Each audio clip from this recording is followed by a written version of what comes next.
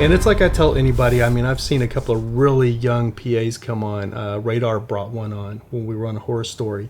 And it was his first day. He'd never been on a set. So he was like, and I was like, yeah, just, slow down. Just take it all in. Just try to remember, be a sponge, learn everything that you can. You're not going to learn it overnight.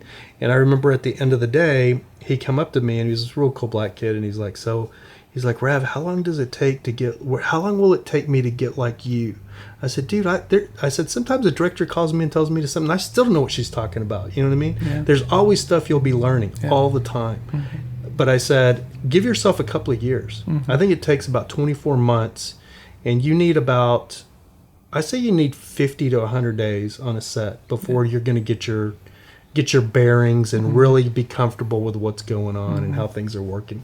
And as well as I do, even knowing what we know, we still screw up. They'll tell us to go do something, and I'm like, wait a minute, I think that was over there. You know what I mean? I've been told to go grab talent in the golf cart and end up at the wrong stage. You know what I mean? Wait, we're not on that stage, and those kinds of things. Yeah, absolutely. It's that weird tension, and especially when you're first getting started in the business. I remember those days too of like, oh, I'm there, I want to be there, I want to, but you just got to realize that it's an never-ending learning curve, so to speak, and you're always going to learn something, and there's always going to be something different, which once that sinks into your mind of like you're not going to ever know everything, I think you'll have a different attitude and a different mindset. And I think that's one of the things that I like about this show is it kind of taps into that, learning from the big productions and then applying that to the smaller productions. And I've been in the same boat where I've been on sets where I've been kind of in charge of everything and running the set. But then I've also been on the big shows where I'm that one little speck in the wheel. Yeah.